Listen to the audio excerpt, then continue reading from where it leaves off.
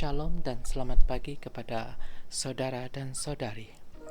Pada hari ini, kita akan mendengar santapan firman Tuhan yang dipetik dari Injil Matius bab 17 ayat 22 hingga 27. Mari kita bersama mendengarkannya.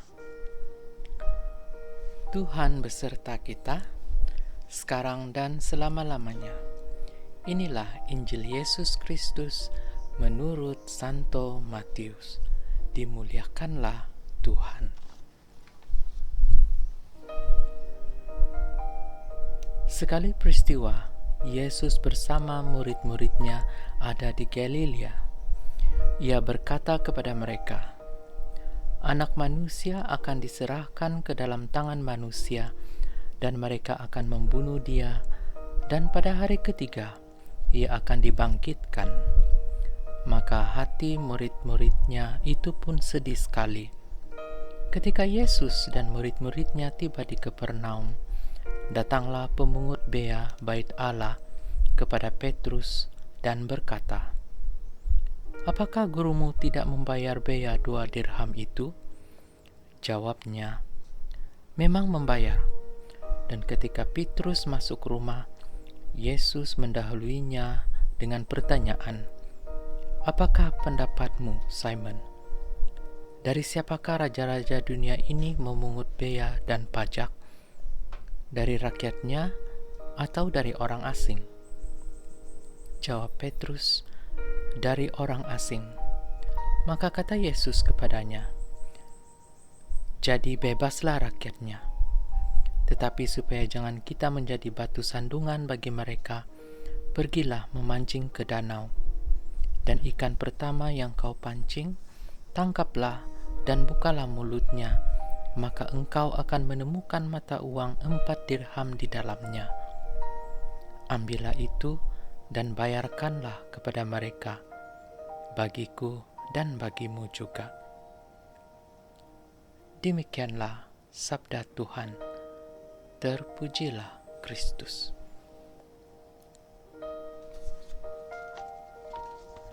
Saudara dan saudari yang terkasih, di dalam Injil yang kita dengar sebentar tadi, Yesus menyampaikan tentang kematiannya yang akan datang disambut dengan kebingungan dan ketidakpercayaan oleh para muridnya.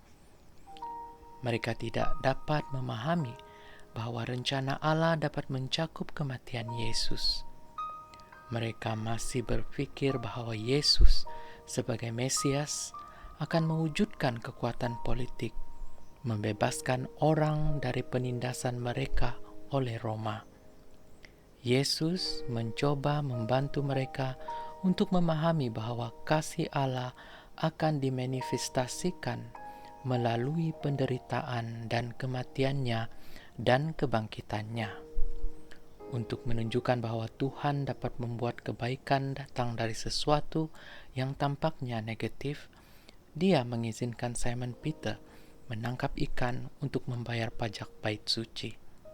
Sekali lagi, hikmat dan aktivitas Yesus bahkan melampaui pemahaman murid-muridnya tentang apa yang sedang terjadi.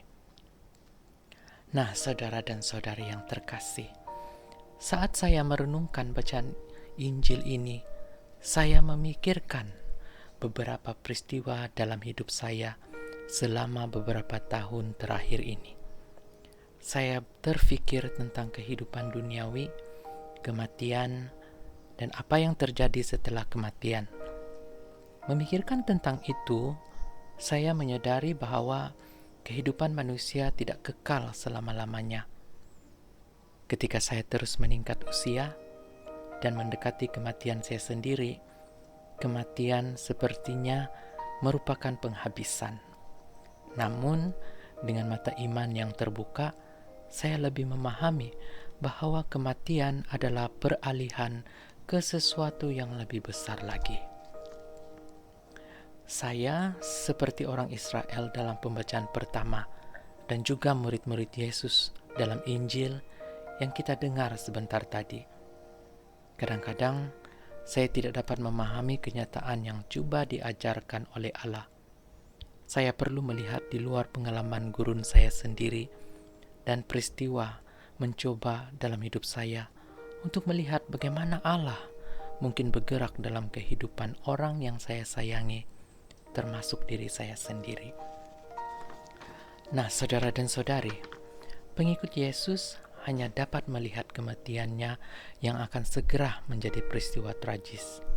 Tidak dapat difahami dalam pemahaman mereka tentang Tuhan.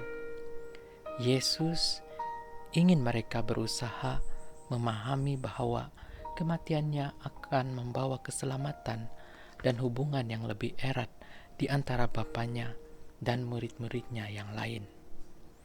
Percakapannya mengenai membayar cukai dan dia membenarkan Simon Peter menangkap ikan dengan uang cukai di dalam mulutnya menunjukkan bahwa Allah menguasai segala sesuatu dan akan membuat semua perkara berjalan lancar. Saudara dan saudari yang terkasih, kita mungkin tidak memahami sepenuhnya semua tindakan Allah. Mungkin perlu melihat ke belakang, bukannya sekarang tetapi selama-lamanya, untuk melihat kehebatan rancangan Allah. Apa yang perlu kita lakukan sekarang adalah kita perlu taat kepadanya dan memuliakan Tuhan. Semoga Tuhan memberkati kita. Amin.